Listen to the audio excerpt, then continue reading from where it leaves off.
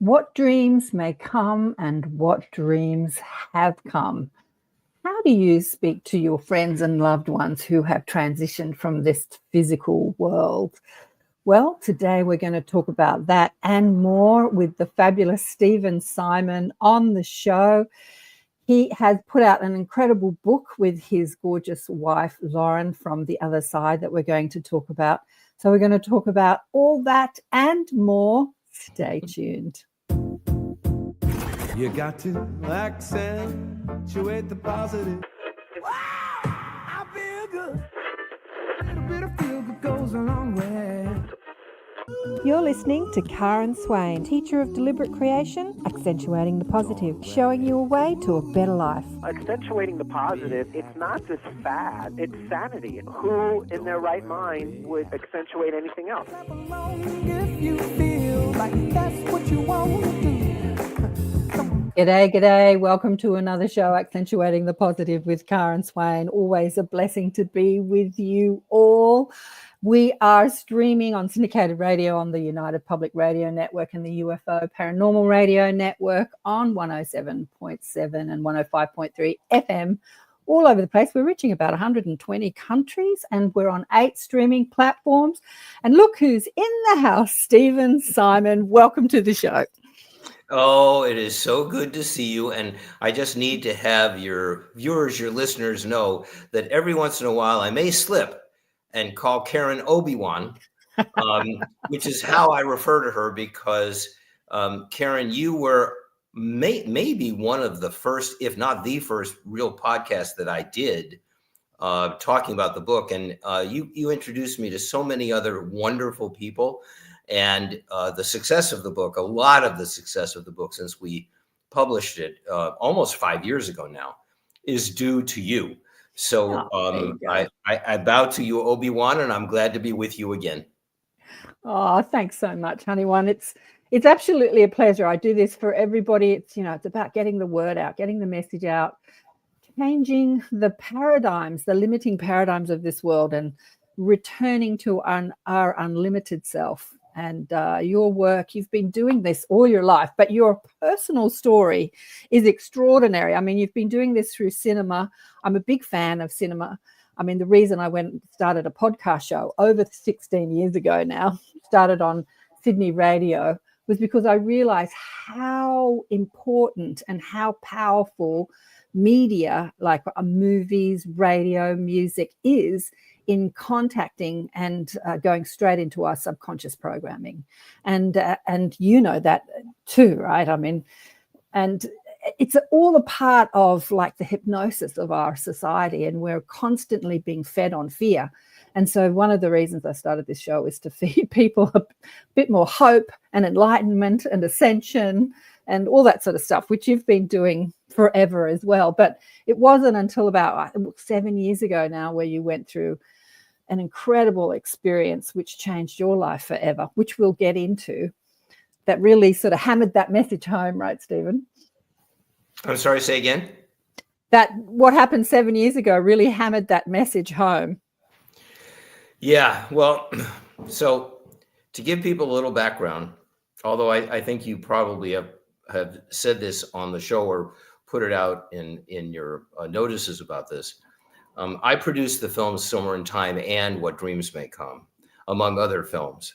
And it's important to note that because both of them are about a man, could have been a woman, but it turned out to be a man, in search of his twin flame, his forever love, his soulmate, whatever you might want to call it, after she has transitioned to the other side.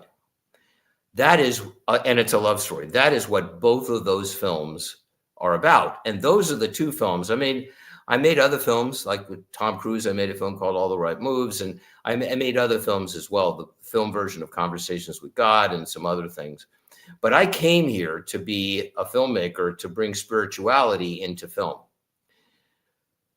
What Karen is talking about is that on January 3rd, 2018, I came home from an early morning time at the gym, and found that my wife had transitioned in her sleep. I got up very early. I thought she had stayed up and watched television the night before, which she did. And I didn't think about it until I went up and found that she had transitioned. And when I tried to revive her, I already realized that her soul had left her body. I'm not going to get into the details of how I knew that, but I knew that. And it was a shock to me for a lot of different reasons. One is Lauren was 17 years younger than me when we decided to get married. And we actually talked about it. And we really talked about her saying to me, honey, I just want you to take care of yourself so we have as many years together as we can possibly have. We both thought, at least then, that I would be the one that transitioned first. We obviously now realize that that was never going to happen, that it was going to be her. But that, as it does with everybody who goes through that kind of sudden, shocking change, your life is you're living one life, and then when that happens, you're living a completely different life. It was traumatic for me. But as I have explained to Karen, I was shocked, I was stunned, but there was a small part of me that wasn't completely surprised. And as I found out when Lauren started to communicate with me from the other side, which I'll talk about in a second, that this was a plan that we had made a long time before. Lauren was, and will always be an extraordinary intuitive herself. She was a therapist that used to work with young women with eating disorders, and a very, very deeply spiritual person. And we talked a lot about, okay, when one of us transitions, and we thought it was going to be me, what is our afterlife experience going to be? Where is one person going to be? What is it going to look like? What is it going to feel like? What ages are we going to be? And Lauren would go into trance, and then we would talk about all those things, and I wrote them all down. So when this happened, we already had a plan in place, even though we thought it was going to be, for a while, we thought it was going to be me. Those first 37 days were things that I don't remember a lot right now. And I know any of you who have been through a sudden grief episode like that, when I mean sudden when it comes on, understand what that is like. You know, you're completely in shock and you have PTSD and your heart is broken and, you know, your other half is on the other side. It took 37 days and I knew there was going to be contact. And because I have a number of friends who have spent a lot of their lives communicating with the other side, Alison Dubois, who many of you know was the person that the TV series I can't remember the name of the TV series right now, but Medium. You know, Alison said, you know, look, you just have to trust when it is Lauren. You're gonna know it's Lauren, and you just have to trust when it happens, it'll happen. So one night, I was watching television. We used to record a lot of TV series. I watched one of the episodes. We never watched the end credits. We never watched previews of the next week because we didn't want to know what was coming next week. We wanted to be surprised. And I was watching, the show was over, and I was about to turn it off. And all of a sudden, I felt Lauren say, honey, watch the end credits. And I was shocked. Now, I did not hear her voice here. I heard her voice here. And it's a very difficult thing to explain to somebody that hasn't experienced it. But I knew it was her, as I knew I would know. So I watched the end credits, and of course, then I broke down and started to sob, although my family has a running joke that I cry at card tricks, which is true. But because that song, Oh Child, Things Are Going to Be Better, Things Are Going to Get Easier, One Day We'll Walk in the Rays of a Beautiful Sun, that was one of our favorite songs. And that was the song they played over the end credit, which was her first message to me was, I'm here now, honey, and I'm going to be with you until we're back together on this side. And that began the conversations that we had. I don't know how far you want me to take this, Karen, But Well, I was going to read your bio, but you've already done it for me. everything you said is in your bio. Yeah. do you want me? I can take this through to when the whole book came about, if you want me to. And Yeah, it's absolutely. kind of a wonderful story about it, how it happened. So I need to tell everyone that I did make the film. I think I mentioned this. I did produce and direct the film version of Conversation with God, and Neil Donald Walsh is my brother from another mother. We've been dear friends for 25 years now, and it's been an extraordinary friendship. During that period of time, that early grief, there was a moment in which I called Neil, and I was crying so hard that I couldn't speak. And he was so patient, and he didn't say a word. But finally, I got out, Neil, I'm out of my mind with grief. And in his inimitable fashion, he said, good. That's good, Stephen. You need to be out of your mind and in your heart, because that's where you and Lauren live anyway. That's where you live. That's where your films live. You're going to live in your heart from now on, not in your mind. Yeah. And so Lauren and I started having these conversations, and I wrote everything down on legal yellow pads because I didn't want to forget it. It was really a diary for me. Because I wanted to make sure I never forgot any of the details of the things that Lauren was telling me. And in that trauma, I thought I might. So there were several legal yellow pads that got filled up. That was she transitioned January 3rd. She contacted me February 9th of 2018. In September of that year, I took a trip down. I live in the Portland, Oregon area. I live outside of Portland. I took a trip down to Ashland, which is in Southern Oregon, where one of our daughters and her family lives, to visit them. And that's also where Neil lives. And so I had dinner when I was down there with Neil and his wife, his great wife, Em. And we had dinner at a restaurant that we used to eat dinner at a lot when I lived in Ashland, which I did for a few years. And I have to say that it's very important to note here that Ashland at that time was in quite a drought. They hadn't had rain in a long time. So anyway, we're at the dinner, and Neil asked me, how are things going? And I said, I'm surviving, and I'm making a lot of notes. And he said, really? And I said, then it just consciously hit me. I said, you know what, Neil, I'm doing exactly what you did. Because when he started having his conversations with God, he wrote on yellow legal pads, which had not even connected to me, all of these notes just for himself. And I got this chill, and I said, okay, Neil, I have a feeling this is supposed to be a book. At that point, and I have witnesses, Neil and his wife, at that point, there was a lightning strike that lit up the restaurant. And then some big thunder. And Neil smiled and he said, and I know what the title should be. Another lightning strike. He said, Stephen, it should be What Dreams Have Come. Another lightning strike. And I said, you know what? I have a feeling I'm supposed to be writing this with Lauren.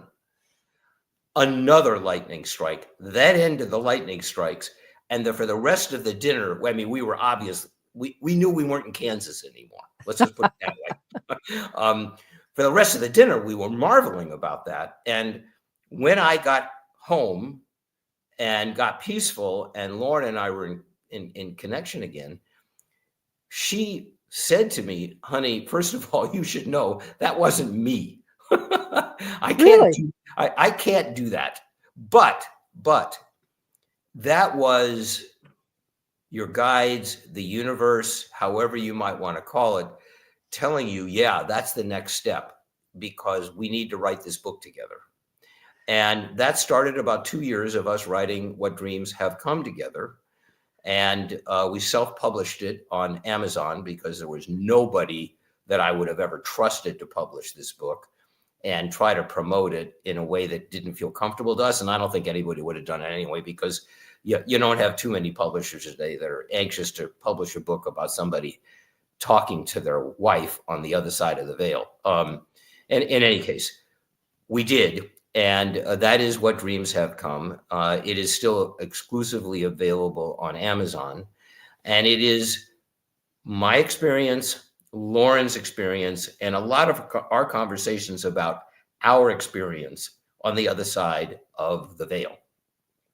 Right. Which I want to say to people that what has become very clear to me through my conversations with Lauren, which is something that we both believed when she was still physical, is that the afterlife is not one size fits all. Yeah. Mm-hmm. The afterlife is very much in keeping with what we visually did in What Dreams May Come, which is Robin, when he first gets to his afterlife experience, is in a painting that his wife had done because that's how he felt comfortable, and he felt really comfortable in that milieu. So and there's a lot of stories about how we did all of this with What Dreams May Come. I mean, we pioneered effects then that had not been done before. But the point of that is that he was the only human form in a world of wet paint because that's what he perceived. And so it has become very clear to me, too, that people have the afterlife experience that they expect. And I love that he was in the painting, because I know that the storyline goes because she was a painter.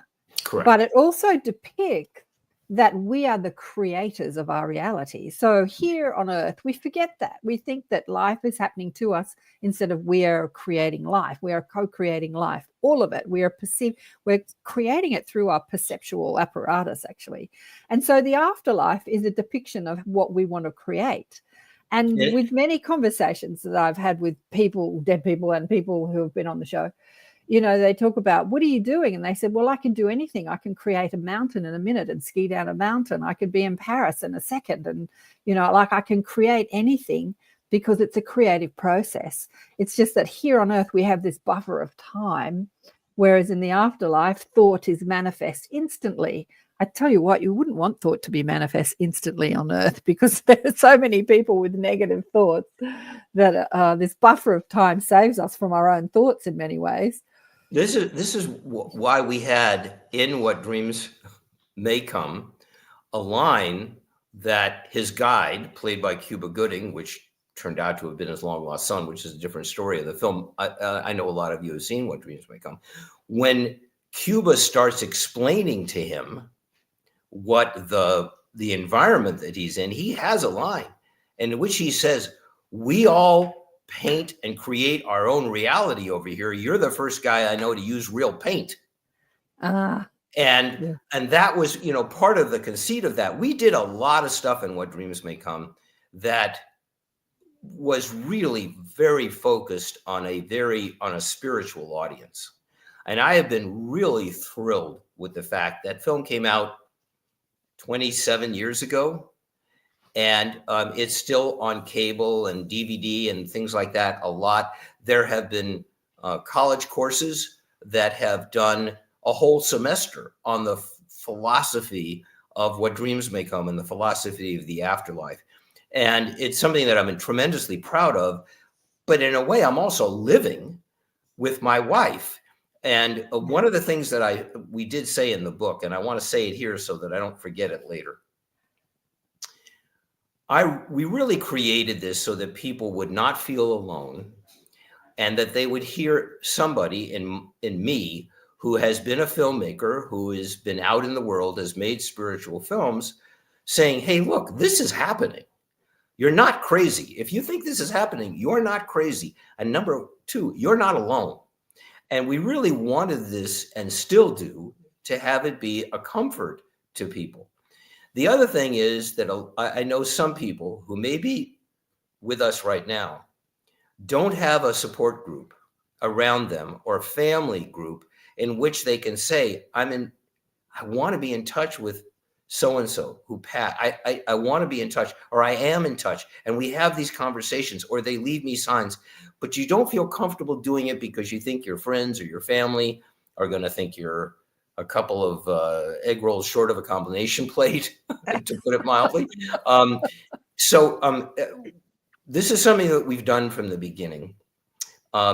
If you go to our website, which is whatdreamshavecome.com, whatdreamshavecome.com, there's a link there so that you can take a look at the book as well, a link to Amazon. But my email address is on there. And I have, from the beginning of all of this, urged people and invited people like you, if you have had this experience, are having it, want to have it, and want to share it with someone, please feel free to email me. And as I have made this promise, I will make this promise to you. And I have not broken it once, and I never will in the 5 years since we published this book. I will respond to your email personally. And nobody sees these emails except for me. And as a matter of fact, the webmaster knows that when something does happen and I rejoin Lauren, he has to destroy everything. Because I have promised people I will never share these with anyone. One request I do have, I really want this to be about these experiences. And I know, because I was in the film business, I am retired from the film business. I'm no longer in that business. I no longer have any contacts in Hollywood. No, I don't really want to have any contacts in Hollywood. I can't tell you what to do with your script, because I know people have asked me to read scripts, which I think in my career, I was in the business for 40, 45 years. I think I probably read 15,000 scripts. And one of the reasons that I'm really happily retired is that I'm never going to read another script. So I can't read your scripts, and I can't guide you in that, because it's a whole new world down there for me in LA. But if you've had this experience, or you have a friend that's having this experience, particularly if you've been through a trauma, please email me. Since I offered this, I have received thousands and thousands of emails. The last time I counted, it was 25 or 30 different countries. Wow. And some people, we are still in touch today. I still hear back and forth from people. And I really want to be there so that I can at least read your experience and confirm for you that you're not crazy and that you're not alone. So please feel free to avail yourself of that. You know what I love about what you say about your communication with Lauren is that you have a tell. So a lot of people, because I teach people this, say to me, how can I decipher between what is my imagination, people say, or my thoughts or my wanting, and what is actually telepathic communication from the other side? And you said that you had a tell, because I think you had that same question when you were so wanting that connection to happen. And when it happened, you thought, am I just making that up? But then you had what you call a tell. I love that. Well, the tell came a little bit later. Uh-huh. As we got accustomed to it. But here is how I would respond to people about how do you know it, because we talk about this in the book. I had all kinds of doubts about this for months. And there were times, Lauren has a really wonderful sense of humor. And if you do read the book, all of Lauren's contributions to the book, the things that she said are in a different font, so that you actually know it's her speaking. But at one point I said, I just can't totally convince myself that I'm not making this up. And she said, well, sometimes I think I'm making you up. I love it. And I'm like, okay, all right, I surrender. Well, I have to interject here, because this was what was happening to me when I was really coming to understand my psychic abilities. I was massaging people at the time in my early 30s. I had studied, anyway, I won't go into it, but I was getting a lot of information that I didn't understand. And I kept saying, am I making this up? And you know what they said to me? They said, yes. And I kept saying to me, no, but is this just my imagination? It's just my crazy mind going, doing crazy things. Like, am I making this up? And they said, yes. And they kept saying, when I say they, the mob, my guides, they kept saying yes. And then they said, you have to understand, Karen, that you're making all of it up. You're making up that you've got this, person on a massage table and that you're massaging them, and like that you live in this house in Bondi or blah, blah, blah. Like, you're making all of it up. You are the creator of your reality. And they just hounded that into me. And I didn't understand at the time the difference between what we call imagination and reality. And then I understood there is no difference. It's all real. Like, whatever you can imagine. It said that in the Seth books. Did you read the Seth books? The channel? Oh, sure. Yeah. Yeah. Many decades ago, but yes. Something I read in the Seth books in my 20s, and I threw the book across the room because it just made me go crazy. Every thought you ever had becomes manifest. And I'm like, how can that be? I didn't understand what they were saying. It becomes manifest in some form of reality, not necessarily in this dimension, but it becomes manifest. A thought is manifest. It's a form in some other reality. Just like we spoke about the afterlife, you think and it becomes your reality in that dimension.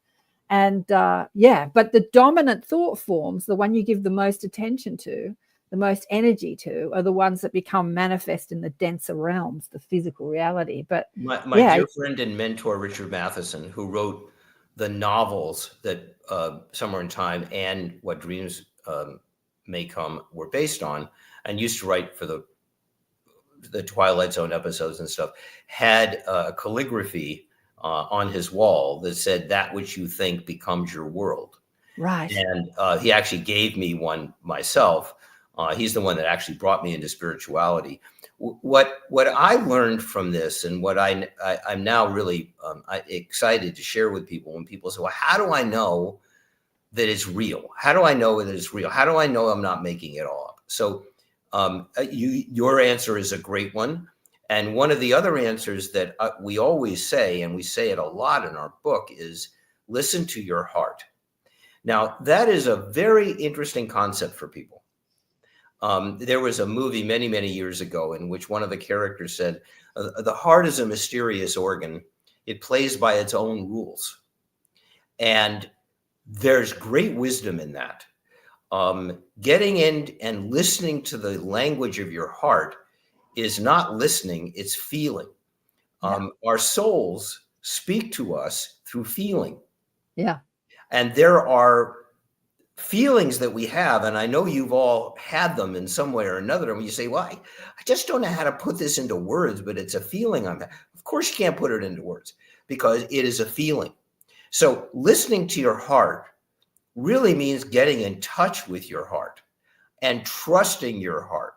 You know, our brains are little computers, and they kind of spit out what has been put in, and our brains don't understand the language of the heart because that language is not, to our brains, logical. Yeah. And so it's our hearts that we have to trust. So you really have to, it's kind of the way I describe this to people at times. In one of the Rocky films, in one of the Rocky sequels, Rocky was a southpaw, which means he always used to lead with his left hand. And they realized that if he was going to beat this opponent, he was going to have to shift everything they did. So they shifted him from being a left-handed boxer to a right-handed boxer. And it took him quite a while to adapt to it. Well, that's kind of like really beginning to listen to your heart and not letting the brain go click, click, click with all of these things. Well, that doesn't make sense. And how can somebody who's no longer here physical be able to communicate with you? Don't tune into that, because that will be something that will confuse you. Listen to your heart. If you want to connect with a loved one on the other side, the chances are really good that that loved one wants to communicate with you. Absolutely. And is looking for a way to do it. Now, Karen brought up the tell. It's a terrible sentence I'm about to say. I'm not really going to tell what the tell actually is for us. For you, yeah. Because it's a very, very personal thing. But I can tell you, Lauren checks in with me at times during the day, and I don't even know she's here. If she doesn't want me to know she's here, then I don't know she's here. But she does check in with me. In the moments in which she wants me to know she's here, and she actually is here, there are two tells with us that don't happen at any other time other than that. They never happen other than that. And then I know her energy is actually around me. And you will read, and some of you may have already read the book. You will read in the book some of these adventures that we have when she does reach me. And as I said, there's a whole chapter about Lauren's humor. Lauren has a great sense of humor, and we used to laugh a lot, mostly at me, which was appropriate. Trust that. You can laugh about it. Now, if you're going through the earlier stages of grief, and I want to say something right now, I'm not a grief expert. I'm not a therapist. I'm not an intuitive, okay? That I'm just a guy who spent a lot of time as a film producer trying to get and making spiritual films and creating the Spiritual Cinema Circle, where we distributed 4 spiritual films to people a month for over 16 years. And at our height, we had about 25,000 subscribers. I came to this. I was one of them. And yes, that I know you were. I came to this life to be a filmmaker. I know that. I was born to a filmmaker. My dad, Sylvan Simon, was a film director and producer in the 40s who worked a lot with Red Skelton and the Marx Brothers, and was one of the people that discovered Lucille Ball. He put her in a couple of films first. Red Skelton was his best friend. Now, I'm dating this. Some of you don't know who Red Skelton is, but I was born into that family, and my dad died just before my 5th birthday. And my mother then later remarried another film producer.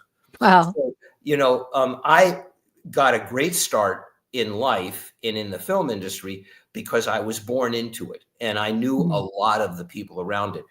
This is a story for another time, but Frank Sinatra was my godfather, my unofficial godfather, because I was a nice Jewish boy and he's Italian, and it's a different thing.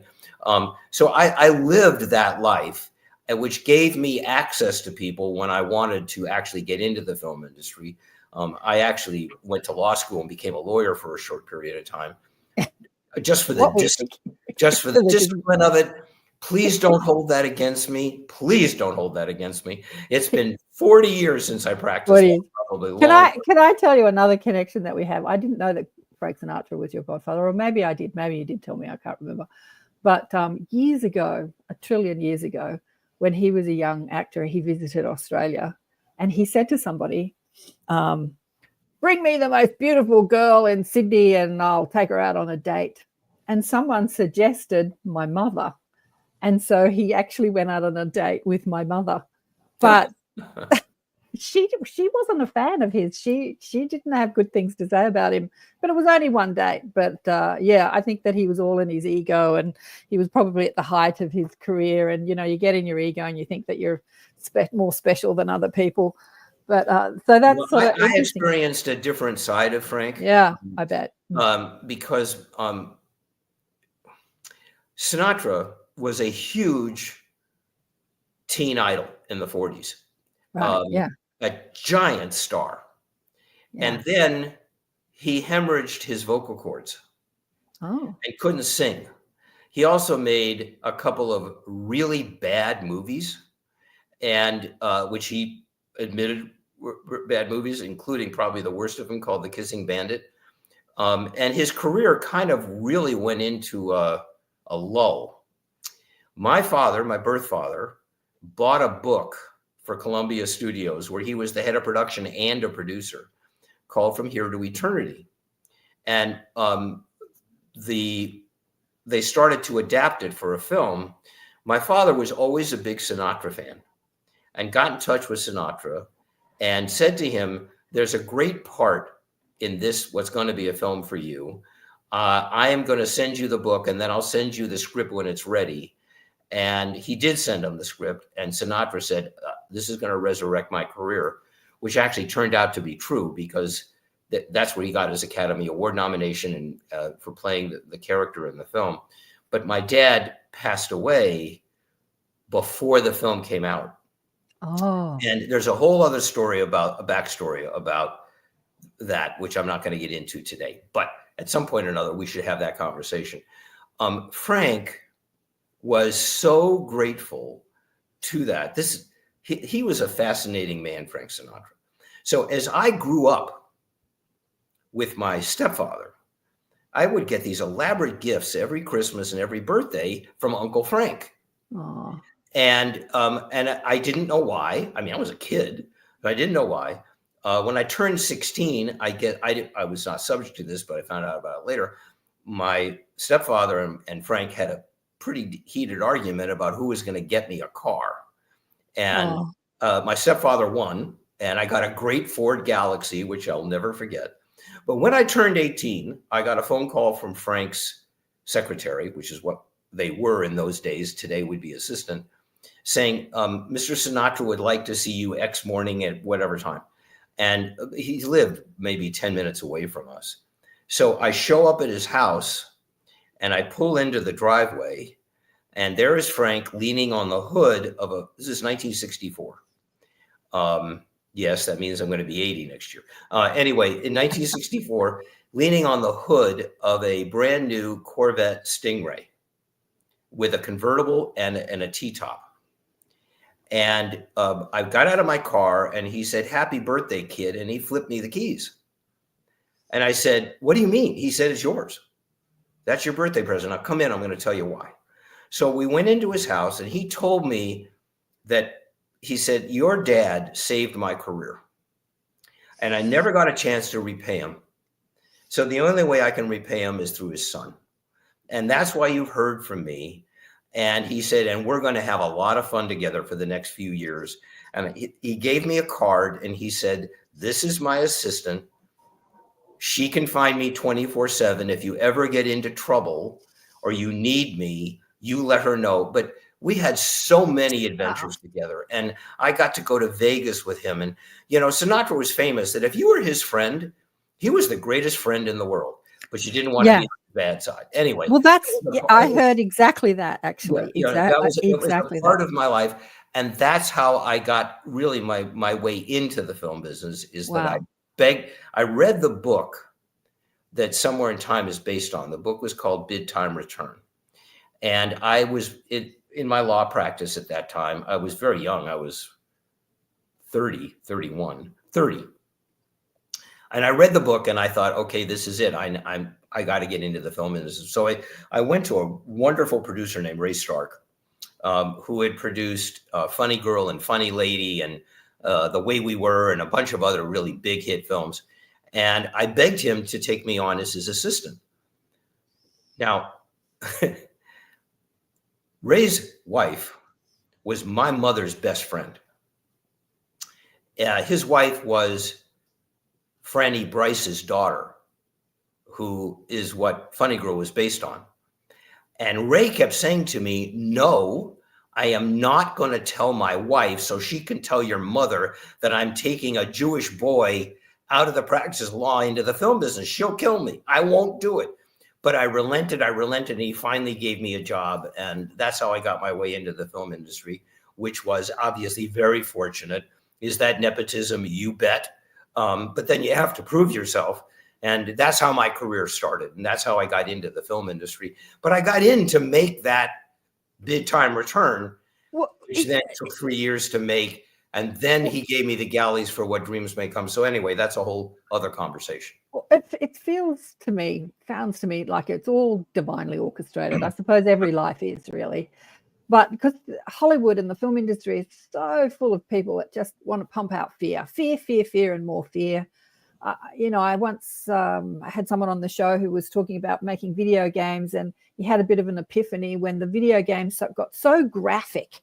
Let's not only see the explosion, let's go in and watch the cells explode and the bones shatter and, all this sort of stuff. And he's thinking, what am I doing? What am I pumping out there?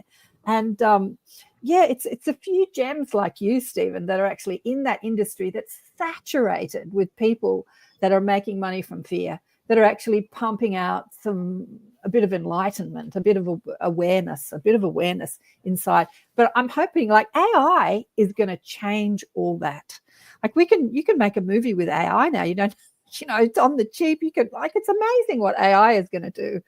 Because there's just so much money inside the film industry. I will tell you, I have you're right. You're 100% right. but I will always believe the following. AI is going to be an incredible help to humanity, enormous help to humanity. You know, you listen to people that they feel that in the next few years we'll have a cure for cancer because of AI, and the extraordinary things that AI can do. But one thing we do know is AI, no matter what, is never going to have a physical heart. Oh no, I know. AI is not AI is gonna, like the internet. It's just a tool. It's a tool AI that is people can never use. going to have a soul. Yeah. Okay, Yeah. that's a But very particular human thing, and it's for creative things. You know, there's a lot of fear in the film industry now that the people are going to start making movies with AI and, you know, get right. rid of writers, get rid, you know, use Right. things of actors and stuff like that, which I really hope Yeah. doesn't happen. It's going to be a great help, but as with all of those things, you know, the internet has been a great blessing and a great curse. Right. You know, they are both. I look forward to seeing that. If people want to know what can happen with AI, and you haven't seen a film called Ex Machina, I would highly recommend you see it. It is an incredible film. Oscar Isaac is the star, Ex and Machina. Domhnall Gleeson, who people will recognize. He's been in a lot of really well-known films. It is an extraordinary film, and it will leave you saying, wow, okay, I need to be aware of that. So I highly recommend it. You can find it most places, streaming somewhere. Ex Machina. Well, I've had people on the show that channel the Palladians a few years back, and they came with a warning. They were like, throw out your iPhone, throw out your computer.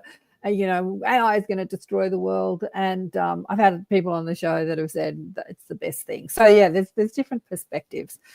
But I want to go way back to the tell, because I think this is important for people to hear when wanting to communicate with the other side, someone, a loved one, or even spirit guides, is that we create our own rules here on Earth. And I'm sure that you and Lauren created your tell.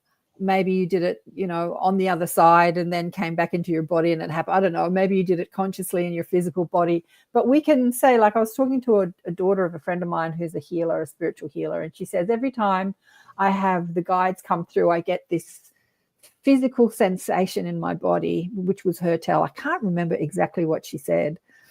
And I know that it's them. And the guides came through in that moment. She was telling me that.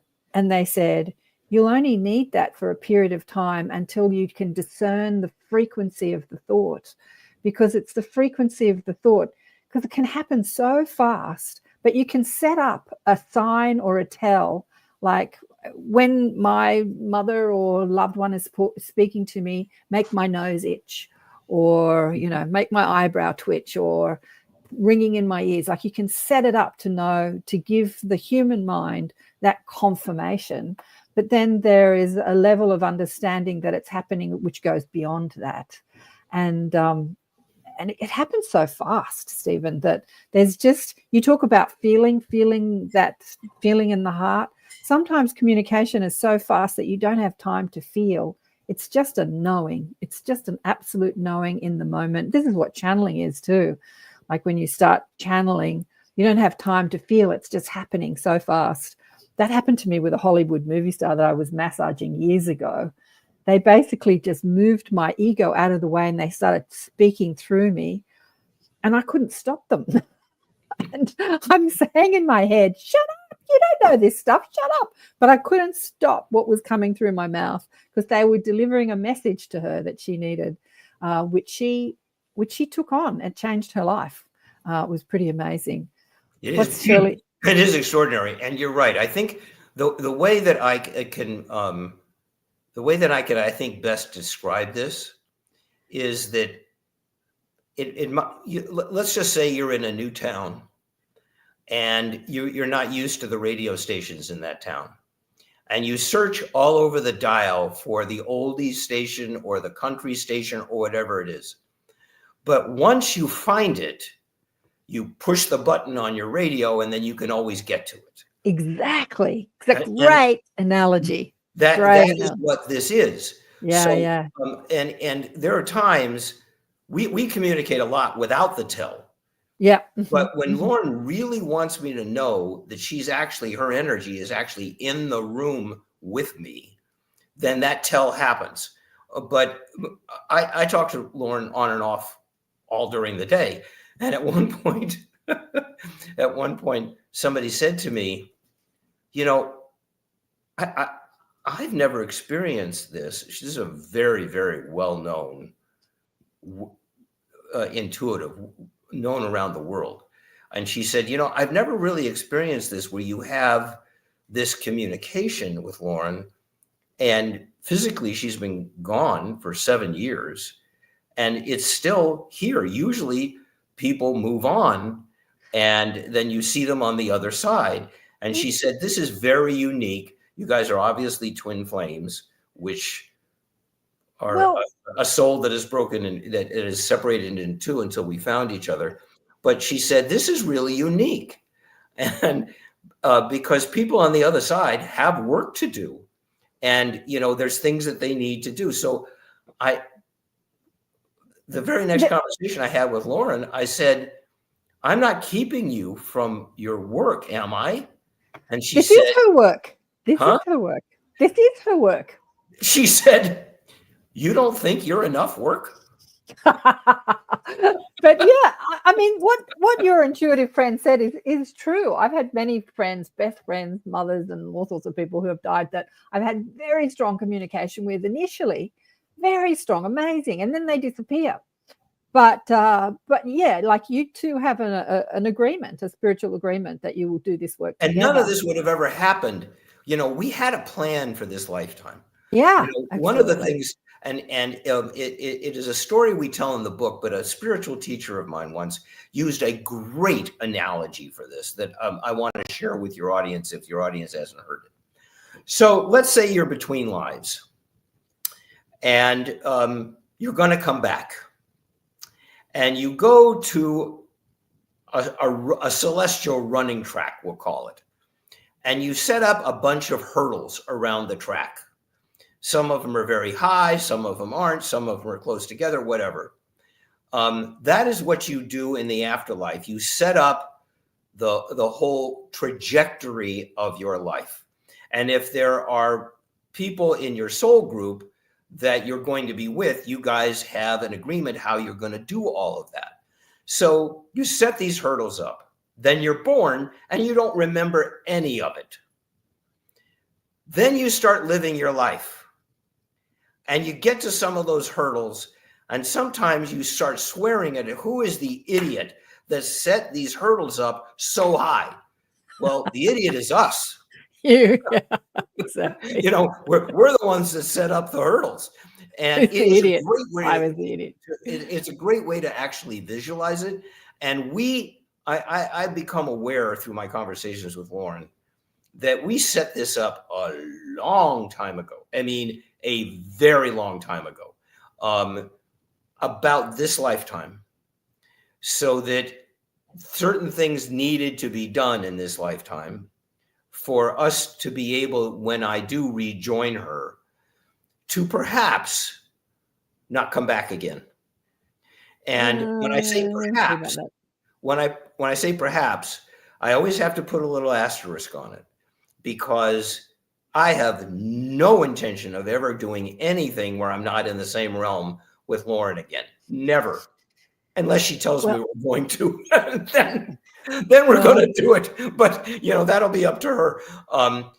Listen to your heart. That's all I have to say. My feeling when I do these podcasts, Karen, is if there's one person out there who wants to have this experience, doesn't know how to have it, or doesn't totally trust it, or isn't in a group of people that will support she or he in doing it, please feel free to be in touch with me, because there are ways that I can suggest to you. Again, I got to say it again. I'm not a therapist. I'm not an intuitive. I'm no expert at anything.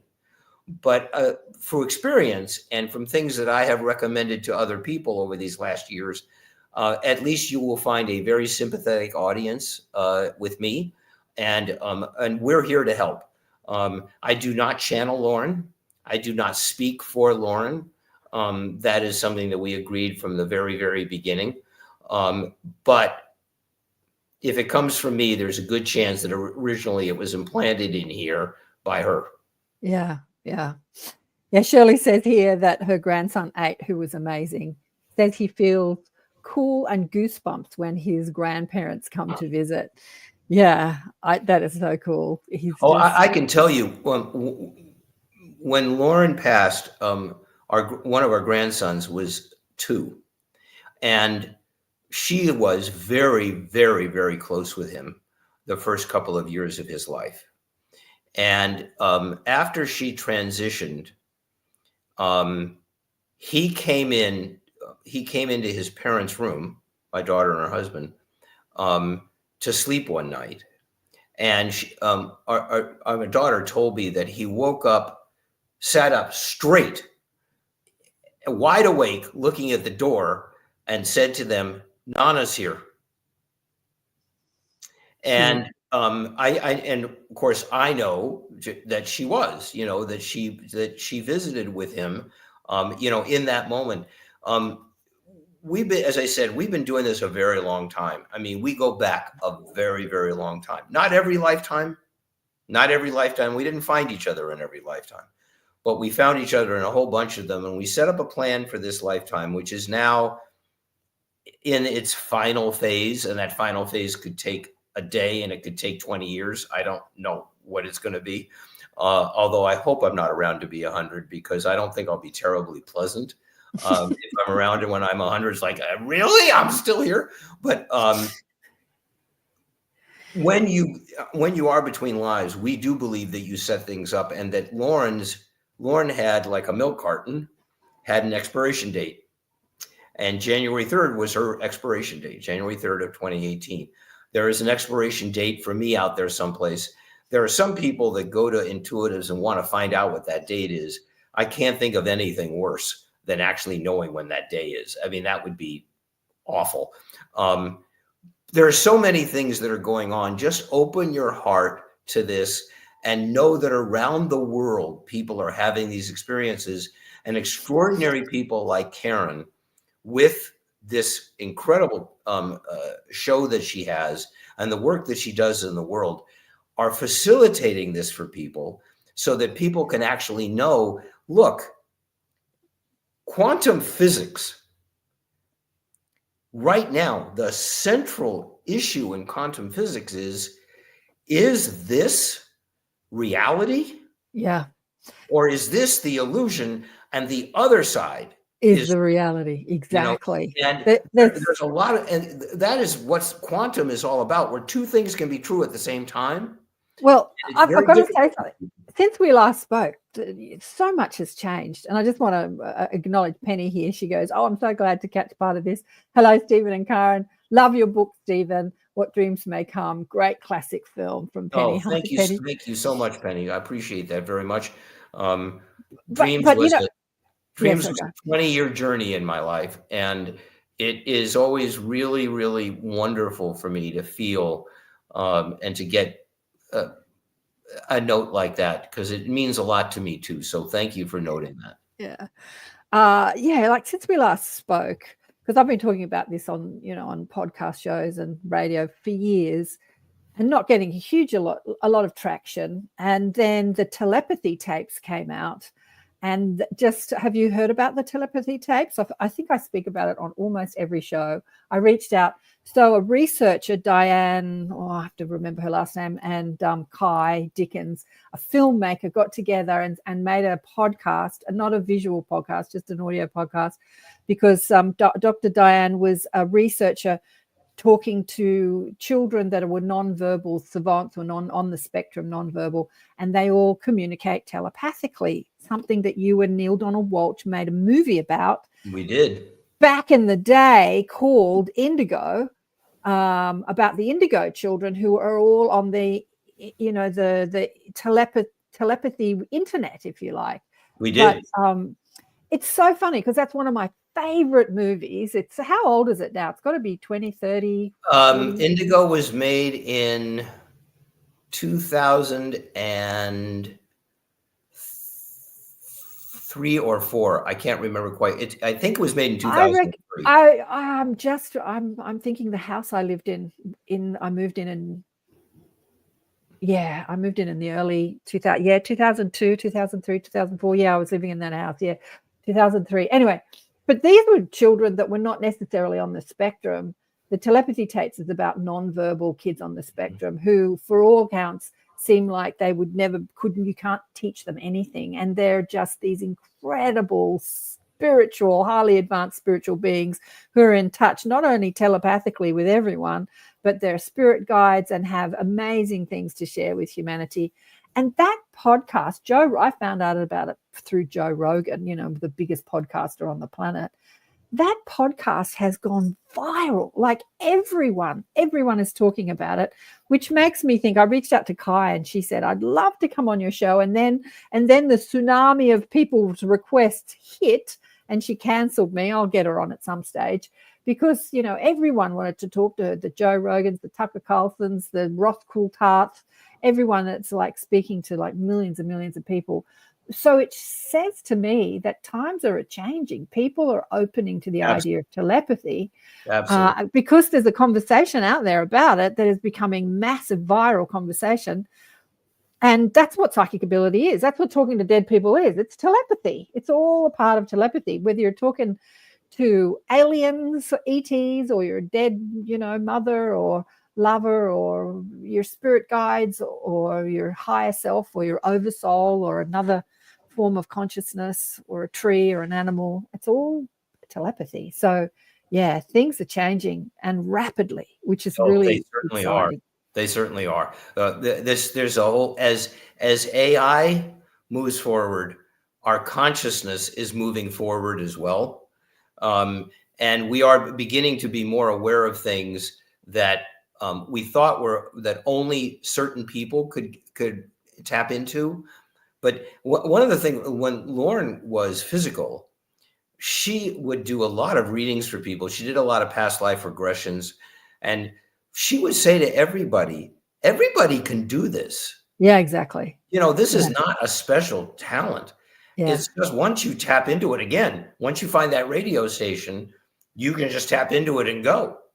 And that's what happens with a lot of people. And I think it's a wonderful, fascinating, if very challenging time to be alive because of so many different things that are going on.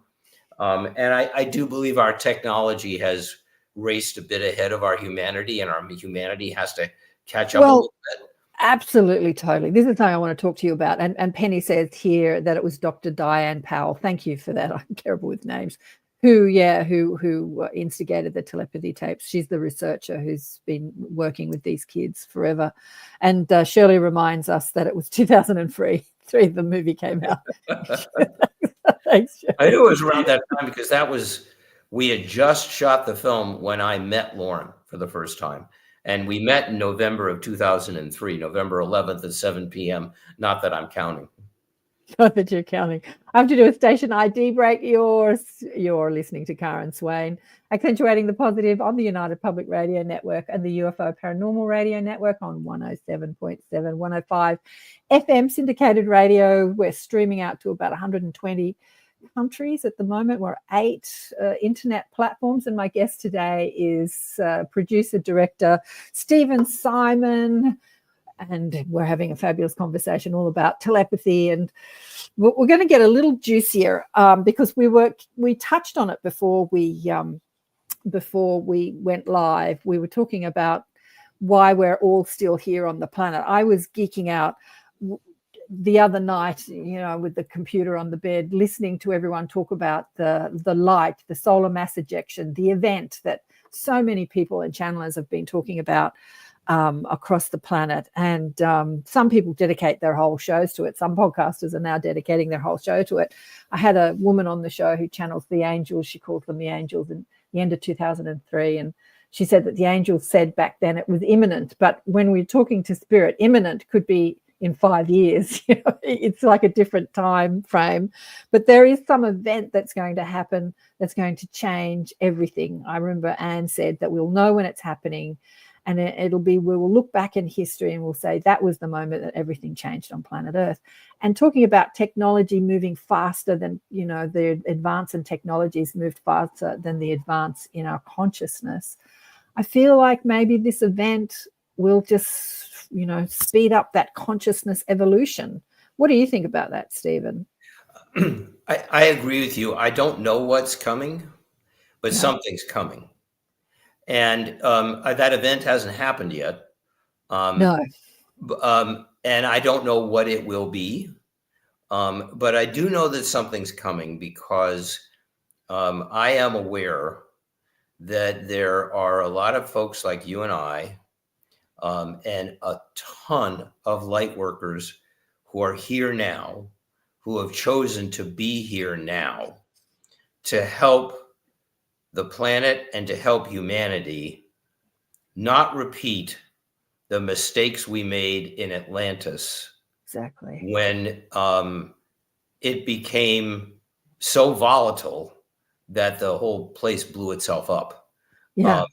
That there are a lot of us here today who are here today to make the contributions that you're making, the contributions that I'm making, the contributions that a lot of people who are listening are making, to create an energy that prevents anything, whatever that event is, prevents it from being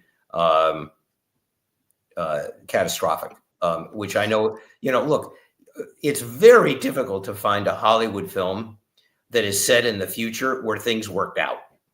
Exactly. It's always a catastrophe. But there are a lot of people, I've spoken to many of them over the years, that say that even they're in their 70s and 80s now, that say that when they were children, the angels or the ETs showed them different probable realities of Earth. So we're talking 30, 40, 50 years ago. And one of them was mass destruction, like mass catastrophe. They're saying, if you don't get your act together, guys, this is a probable future that, you know, a trajectory that you can go on. And others have talked about, well, millions, you know, a lot of people have talked about the enlightened age, where everything's going to change on Earth, the shift, and we're going to move into an enlightened age, the fourth dimension, the fifth dimension. There's just so many people talking about different things. But yeah, it's upon us. Like, we're in 2025, and yeah, it's we're at that choice point now. And Stephen and I were talking about, I get a little bit bored with what happens on Earth, and I'm thinking, how long do I have to stay here? Do I have to stay here much longer? I don't want to really do the old age thing, like you said. I don't want to be 100. My guides laugh at me. And they said, well, I said, you know, maybe 75 will be enough. I'll get out of here when I'm 75. And they laugh at me. They said that we'll review that when you get there. Which was a kind of a celestial pat on the head, saying, okay, we'll talk about that later. We'll talk about that later. I've had those conversations too. I understand them. But yeah, but things are shift. You know, we talk about the telepathy tapes going viral. Things are really shifting, and it's only going to get more and more intense and more shifts. And there probably will be some event that will shift everything, whether it's a catastrophe or whether it's an enlightened event. There'll be something that's going to go on. And I think that we're here for that, you know, like we are here for that, because I felt like for the last, well, I don't know, 20 years that I've been treading water, really, like just treading water, waiting for something to happen, even though things are happening. Yeah. And a lot of people say, like Anne, that it's at those times where people like you, Stephen, and myself, and many other teachers on the planet who have this information to part with people, that will be so sought after, because there'll be so many people that wake up that are trying to sort out their telepathic communication and trying to sort out the new enlightenment and what it's all about, that have never thought about it. Their most important thing was their bank account, or, you know, finding the best date or the best outfit. You know, they're focused on other things, or cooking, or the family. It's been there. They've been all consumed with that, and now they're going to be consumed with something else, and they'll need help. So, well, certainly, I remember Barry Manilow. I never thought you probably didn't think you'd hear that name today. Barry Manilow used to describe himself when he was performing He would say, people say I'm a hopeless romantic, and it's not true. I am a hopeful romantic. Oh, And that's nice. and I agree with that. I'm hoping that this event is something that will actually cause us to say, wow, maybe we need to do things a little differently.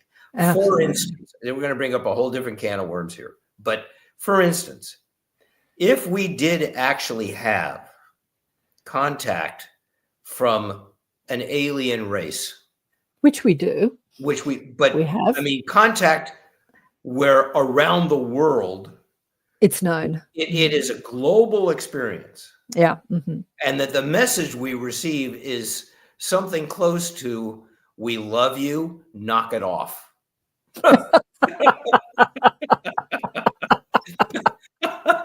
Now, that would be a really wonderful thing, right? Because, look, we're not alone. We know we're not alone. You and I know we're not alone. There have been so many more experiences with UFOs over the last 20, 30, 40 years. That could certainly happen. It could be in another way. Listen, we've done catastrophe before. It's like, we don't need to do Devastation 6 as a film, okay? Yeah, Mad Max 101. Yeah, I've been there, done that. We've done it before. Hopefully that there are people on the planet today in all kinds of walks of life that are looking at themselves as being spiritual beings, having a human experience, and that understand that this life is not all there is, that afterlife there is more, which was the ad line for the movie of What Dreams May Come, which is Afterlife there is more. And it's going to be according to your thinking. I have one of my dearest friends in the world is a evangelical Christian. Wow. And he's also one of the kindest people I have ever known in my life. He's just an extraordinary man. And we've had several conversations about the difference in my philosophy, which is a spiritual one, and his, which is a very strictly Christian one. And it's hard for him, and he hasn't really accepted the concept, but he accepts that it's not crazy. Where I've said to him, hey, buddy, I know where I am going to be now because Lauren and I created the environment that we want to be in, who we're going to be, what age we're so-called age we want to be, etc. I know we're going to be in that environment. Now, your environment is your religious environment of being with God. You're going to have that too.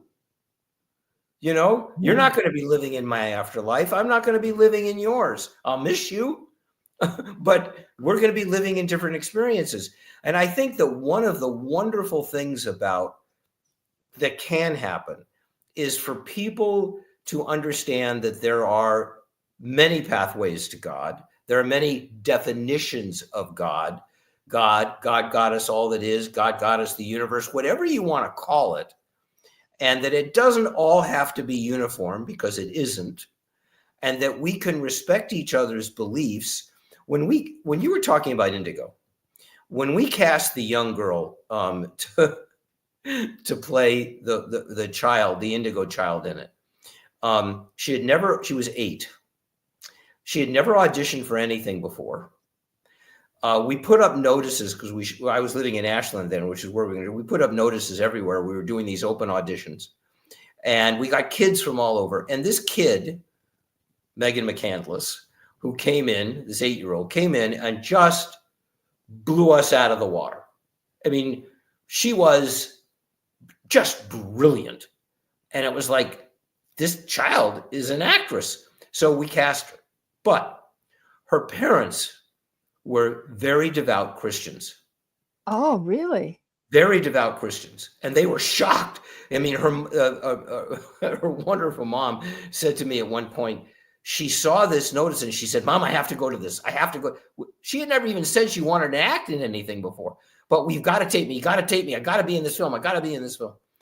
And obviously she got the part. And her parents, who were just the most lovely people, said, look, we don't want to offend you, But, our beliefs are completely different from this.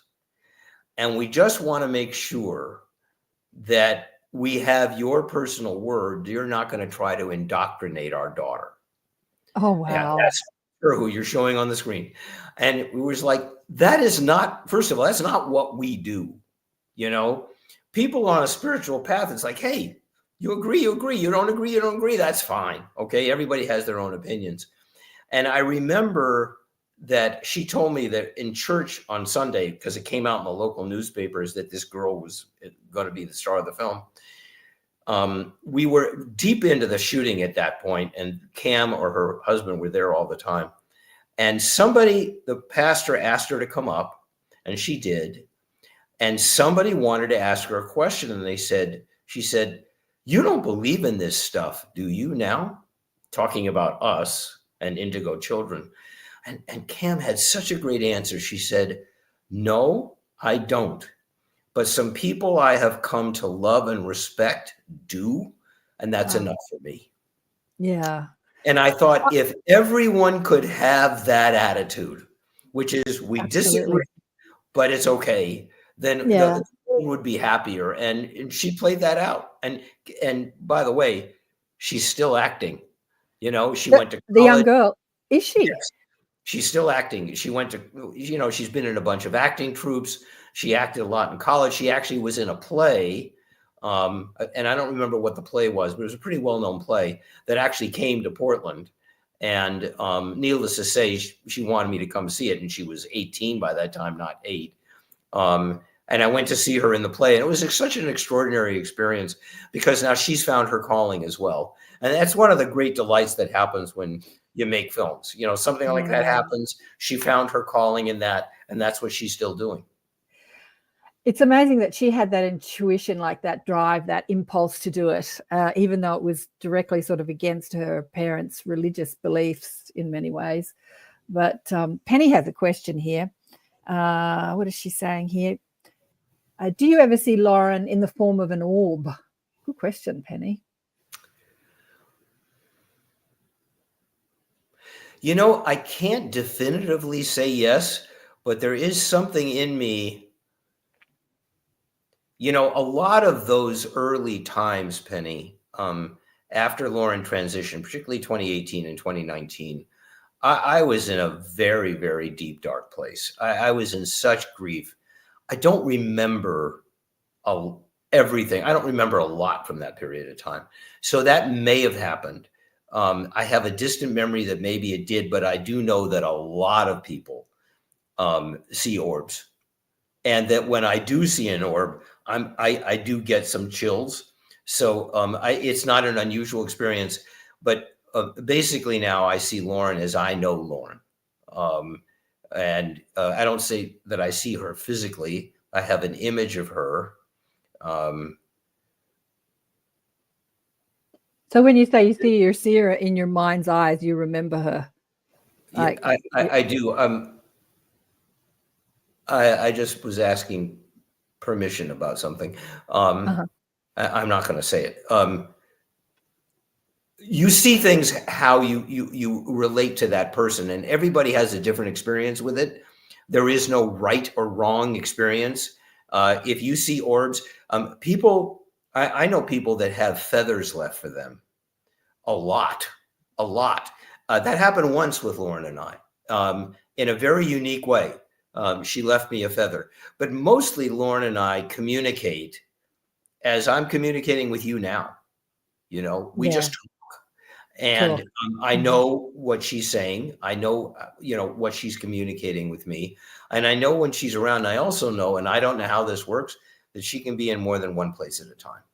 Yeah. Because time is a very different thing. And Lauren has said to me, honey, there's no way that I could explain this to you because your human mind can't really grok it.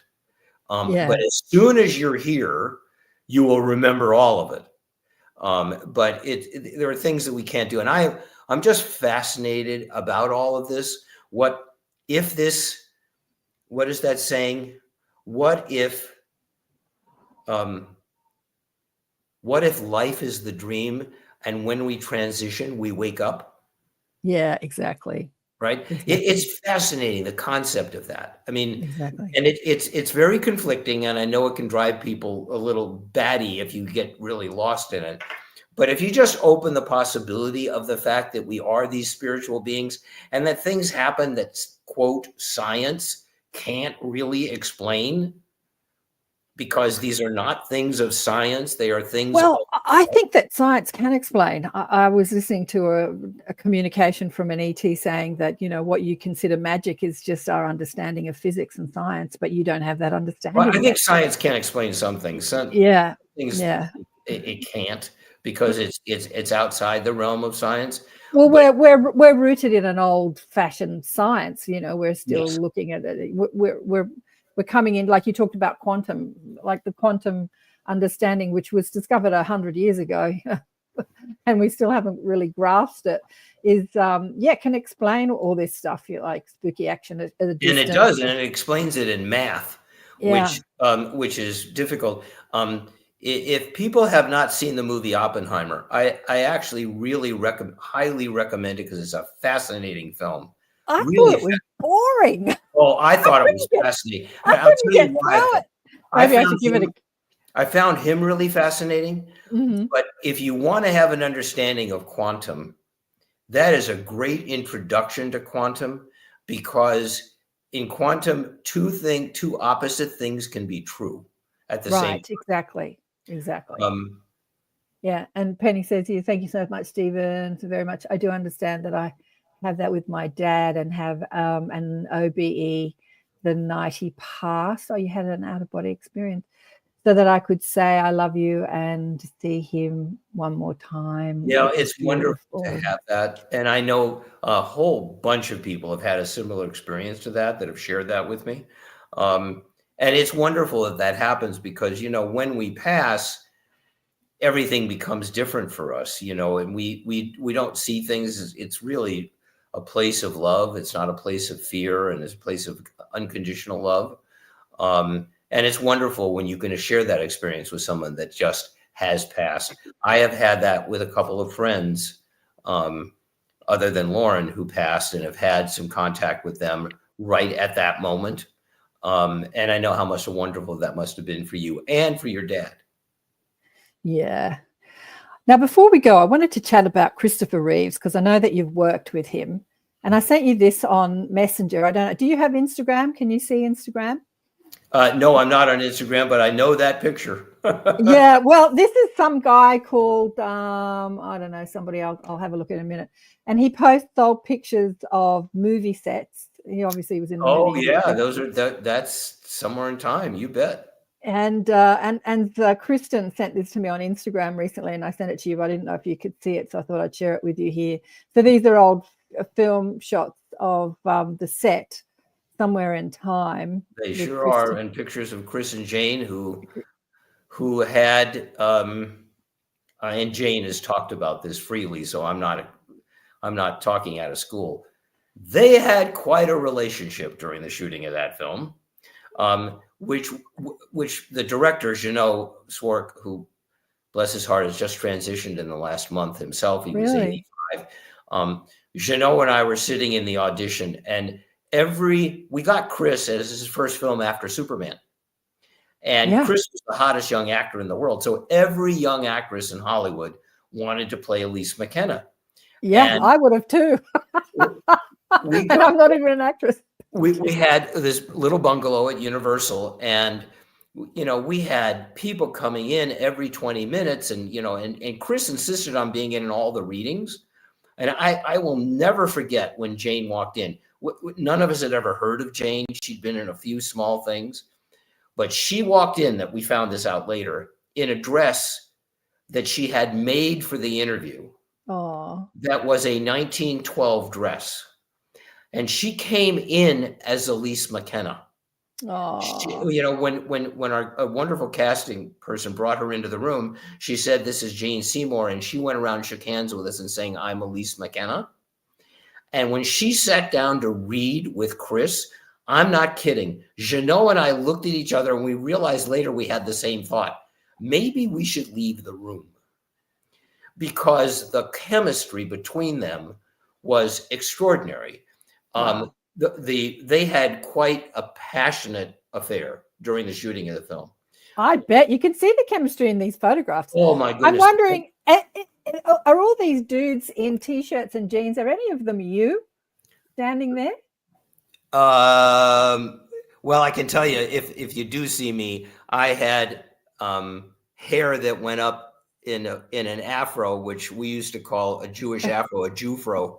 I had a lot of hair. I don't see myself in that picture. No, that's Chris and Jane and some of the crew people. I don't see. Because I would basically, and that's Janot, the director, with Chris. Chris was a pilot, and unbeknownst to me, intentionally by the two of them, he had a little plane on the island, a small plane that he kept hidden. And when we weren't shooting, he would take Jane flying places. Now, they hid that from the producer because if I had found out, I would have either had the plane destroyed or insisted that I see it leave the island, because that was my first film as a producer. All I needed was to have the lead actor and the lead actress crash into the lake and perish while we're shooting the film. And then the studio comes to me and says, "You let them do that?" I mean, that would have been the end of my career. Chris was such an amazing guy. He had no ego. Yeah. He was the biggest young star in the world when we were shooting. And he was so relatable. He would joke, when people would call him to the set, he'd always say "flying in," which, from the Superman stuff. He was wonderful with people. I was in touch with him after his accident. And I went to see him in Bedford, New York, where they lived at that time, to talk about him directing a film that never happened. He was a hero as a Superman, and he was a hero in real life too. The way he dealt, the dignity that he dealt with his injury about, was really extraordinary. And his sense of humor was really extraordinary too. And he didn't want people feeling sorry for him. He actually told me that when his friend Treat Williams, and a lot of your audience will remember Treat Williams as an actor, when his friend Treat Williams walked in to see him for the first time and Chris was in his chair, he walked in and said, "Hey, Chris, don't get up." And Chris broke out laughing because, this is how friends talk to each other. He just did not want people focusing on that. He wanted people focusing on other things. He was an amazing guy, Chris, amazing guy. Well, I wanted to say to you, what's that new documentary? I was telling you just before we went live that I was absolutely geeking out on him for a while, and I just couldn't get enough of his films, watching all the old films. I watched the old Superman films, which are hilarious, and I watched Somewhere in Time, and I didn't watch all his films, but I couldn't stop thinking about him. And about a week or so, and I was asking myself, why am I obsessing over Christopher Reeves? Which is easy to do because look at him, he's gorgeous. But not just the fact that he was gorgeous, but what had happened to him and how he lived his life. I watched so many documentaries and speeches by him when he was in the wheelchair and talking about his life. I just was obsessing with him. And then about a week after that obsession, his documentary that the kids made, his children made about him, came out, which is called, Superman. The Christopher Reeve story. Yes. And yes. I'm like, that's why I'm geeking out about him. And it's interesting too, because he had that spiritual agreement with his wife as well, that he would go. And so there's that dovetailing with you and Lauren, because it's so fascinating that his wife transitioned soon after he transitioned of lung cancer, and she didn't even smoke. That's exactly correct. That's true. And here she is, sort of like leaving when he left, but together she stayed with him. And in the documentaries I watched where he was talking about his life in the wheelchair, he was speaking about who he was before and who he was after.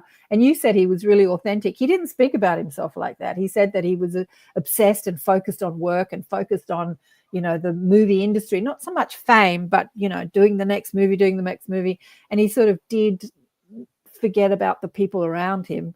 And of course, when he was in the chair, he was completely focused on his family and his wife, and he had a whole different perspective on life. And yeah, it's an incredible story. I remember very well the year after his accident.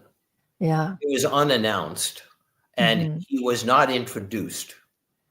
But on the Oscar broadcast, there was a moment in which there was no MC on stage.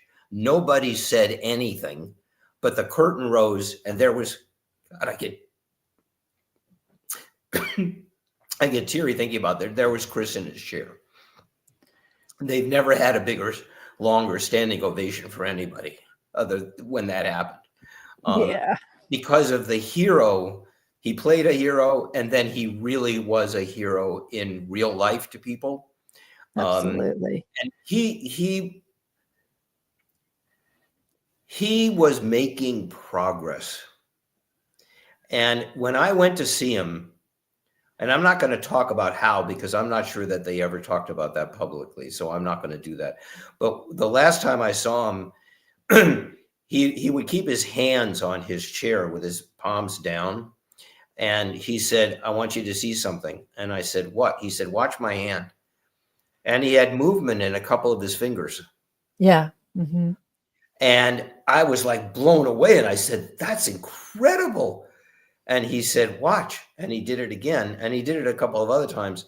And then we were talking. And he said, you want to see it again? And I said, no, I don't need to see it again. He said, I don't care. I want to do it again. He did it again. I mean, that was that. He was an amazing, amazing guy. And I'm sure very much still is. And I'm Jane are very happy together. I've chatted with him in the afterlife. The thing that, apart from him being a devastatingly handsome actor, his story and his dedication to healing and to spinal research, so much dedication he put. And he knew that he could be healed, but he did look at it from an allopathic perspective.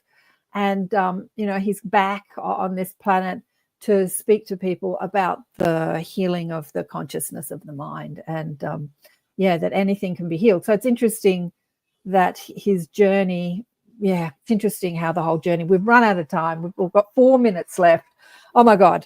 There were so many other questions that I wanted to ask you about what Lauren has said to you, but I guess that, what was her most important message to humanity, do you think, that she said to you, either in the book or not in the book? Like, what do we all need to remember while we're still here on Earth?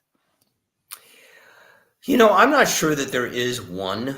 I mean, there have been so many things that she has discussed with me, but I think, and I think it's the reason we say it so much in the book, which we do. It is the mantra of the book. Listen to your heart. I think that's the most important thing, which is be in the feeling of everything. Let that be what leads you through the experience, because your mind is going to create doubts. Oh, you're just making this up to comfort yourself, and you probably need some help, and why aren't you seeking help, medical help, all that stuff that happens. Or people look at you and like, oh yeah, well, wait a minute, no, that doesn't.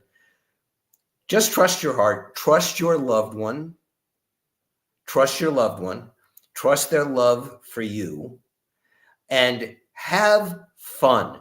This is why I've talked today about how much Lauren and I laugh, because we do. We laugh together a lot. Now, that can't happen right after you go through the trauma, but many of you have had your significant love transition after a long illness. So you had a very long time to get ready for that separation. So Exactly. It may not be as much of a shock to you, but there are people who go through the sudden shock of an accident or something like that. Just trust that if it would help you now to start having conversations about it, so that you are prepared for it, so that you have some kind of an idea of it, and just trust your heart and trust your loved one. Because that night that I heard Lauren say, honey, watch the end credits, I was just so sure that was her. I was so sure that that was her, sure in my heart. But then the doubts started. And again, if you want to be in touch with me about your own experience, whatdreamshavecome.com. If you go there, you'll get my email. Send me the email. I try to get back to people within a few days, depending on how many emails I get at one time. At one time, I got about 700 emails in about 3 days, and it took quite a while. It took a while, those periods of time right now, but it might take me up to a week to get back. But I promise you, I give you my word, and I haven't broken it to anybody, and I won't. I will respond. Oh, beautiful. Well, she just reminded me when you said that separation, and she corrected you through me. She said, never a separation, but definitely a change in circumstance, a change in our relationship, but never separate. It's a physical separation, but it's not a separation. You're right. It's a change in relationship, in circumstances. So yes, she's saying it is. But there isn't even what you're defining as physical is still energy. There isn't even a physical separation, which is a whole nother show we could go into. Diane, well, we've run out of time. Thank you so much for coming back on the show. Always a blessing and a joy. Oh, I love you dearly, Obi-Wan, and I thank you so much for everything, and we'll do it again. Well, I know that you've got some news. You've got something else on the boil coming up, so maybe we'll get you back when that happens, maybe end of the year or next year, and we can tell people about what you're up to. And thanks everybody that's been tuned in. Sorry, go on. Yep. Yeah, anyway, absolutely. We've got to go because we've run out of time. Thank you, everybody. And I think we're doing Spirit Speaks next week. So if you want to get a little message from your loved ones, I think hopefully Sandy will come back on the show and we'll do some Spirit Speaks. And big love to all of you. Thanks for tuning in and thanks for your questions. Sorry I didn't get to all of them. Bye for now. Thanks again, Stephen. You're welcome. Thank you.